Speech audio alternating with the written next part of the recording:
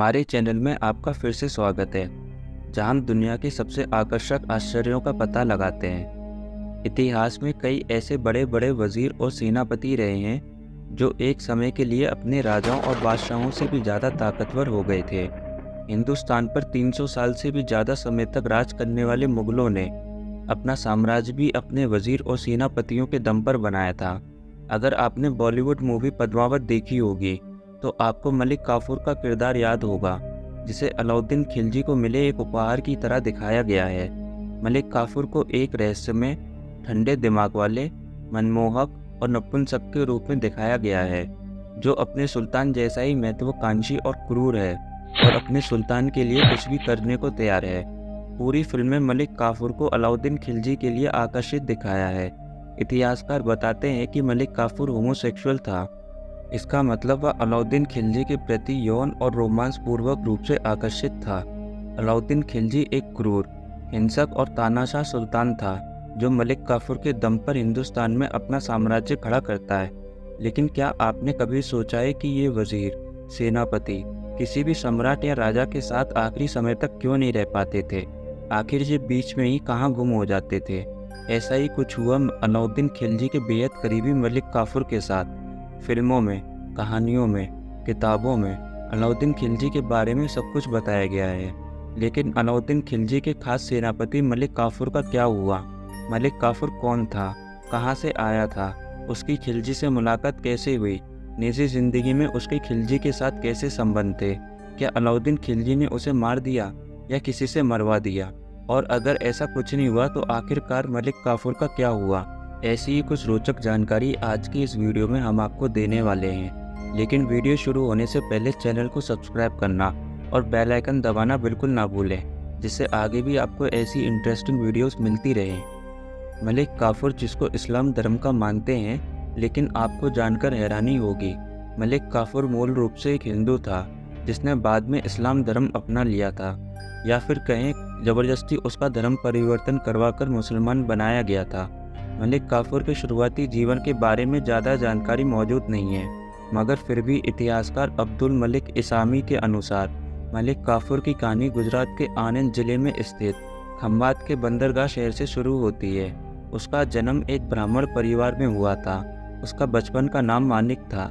इतिहासकारों के अनुसार काफूर बहुत ही सुंदर कदकाठी का मालिक था, जैसे खूबसूरती उसको वरदान में मिली थी। अपनी खूबसूरती की वजह से वह किसी को भी अपनी तरफ आकर्षित कर लेता था। समय के साथ जैसे जैसे मानिक युवावस्था में आया, वो और भी ज़्यादा खूबसूरत और आकर्षक हो गया। खंभात शहर के ख्वाजा नाम के एक अमीर व्यापारी की नज़र काफूर पर पड़ी और उसने उसे अपना गुलाम बना लिया। धीरे धीरे काफूर की खूबसूरती की चर्चा पूरे भारतवर्ष में होने लगी, जिसके बाद सन 1299 में गुजरात आक्रमण के दौरान अलाउद्दीन खिलजी के जनरल नुसरत खान ने मलिक काफूर को खंभात के बंदरगाह शहर से बंदी बना लिया और जबरन उसका धर्म इस्लाम में परिवर्तित करवाकर दिल्ली में सुल्तान के सामने पेश किया, और इस प्रकार मलिक काफूर का परिचय अलाउद्दीन खिलजी से हुआ। मलिक काफूर एक अवसरवादी और महत्वाकांक्षी व्यक्ति था। वह खिलजी को खुश करने का कोई भी अवसर नहीं छोड़ता था। काफूर ने अपनी क्षमताओं और सेवा के कारण अपने सुल्तान का विश्वास जीता और एक चतुर और बुद्धिमान सलाहकार बना। काफूर ने खुद को सिंहासन के प्रति वफादार साबित किया। यही कारण है कि खिलजी मलिक काफूर पर बहुत ज़्यादा भरोसा करने लगा था, क्योंकि उसका कोई परिवार और अनुयायी नहीं था। 1306 में काफूर ने मंगोल आक्रमण के खिलाफ दिल्ली सल्तनत की रक्षा की और जल्दी अपनी बुद्धिमानी और काबिलियत के दम पर अलाउद्दीन खिलजी की सेना का वजीर बन गया। उसका सुल्तान पर गहरा प्रभाव था, क्योंकि काफूर के जितने भी प्रतिद्वंदी और शत्रु थे, वह गुप्त रूप से गायब होते या मरते रहते थे। काफूर के खिलजी के साथ बहुत ही करीबी और घनिष्ठ संबंध थे, जिसकी वजह से खिलजी ने मलिक काफूर को 1311 में दक्षिणी भारत के अभियानों के लिए प्रभारी बनाया, और काफूर ने अभियानों में काफ़ी सफलताएं हासिल की, जिससे उसको बहुत सारा धन और प्रतिष्ठा मिली। बहुत ही कम समय में खिलजी ने काफूर को शाही सेना का कमांडर इन चीफ बना दिया।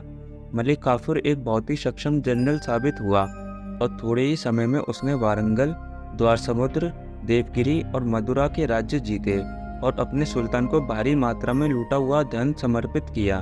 ऐसा कहा जाता है कि कोहिनूर का हीरा भी इसी लूट के दौरान आया था। और इस बात से प्रभावित होकर अलाउद्दीन खिलजी ने उसे पुरस्कृत किया। फिर मलिक काफूर रामेश्वरम गया और वहाँ पर उसने एक मस्जिद का निर्माण करवाया। दक्षिण भारत में मलिक काफूर की सफलता ने उसे इतना शक्तिशाली बना दिया था कि अलाउद्दीन खिलजी अब उसके हाथों की कठपुतली बनकर रह गया था। 14वीं शताब्दी के इतिहासकार इसामी के मुताबिक मलिक काफूर ने अलाउद्दीन के अंतिम शासनकाल के दौरान किसी को भी सुल्तान से मिलने की इजाज़त नहीं दी और वह खुद सुल्तान का वास्तविक शासक बन गया था। जब खिलजी का अंत समय आया तब मलिक काफूर ने खिलजी की पत्नी और 2 बेटों खिज्र खान और शादी खान की आंखें निकलवा ली और कत्ल करवा दिया। खिलजी के एक और बेटे प्रिंस मुबारक को भी मारने का हुक्म दे दिया। जब मलिक काफूर के भेजे हुए हत्यारे राजकुमार मुबारक को मारने गए तो राजकुमार ने हत्यारों से अपने पिता को याद करने की विनती की, जिनके वह एक समय वफादार सेवक थे। राजकुमार मुबारक ने उन्हें अपने गले से कीमती रत्नों की माला पहनाई और चमत्कारी ढंग से हत्यारे राजकुमार की बातों से प्रभावित हुए और अपने सुल्तान के सम्मान में राजकुमार के सामने झुक गए। हत्यारों ने राजकुमार के कहे हुए शब्दों और मलिक काफूर के संदेश के बारे में अलाउद्दीन खिलजी के वफादार कमांडर और लेफ्टिनेंट को बताया, तो वह काफूर के इरादों को जानकर हैरान हुए और काफूर को मारने की योजना बनाई।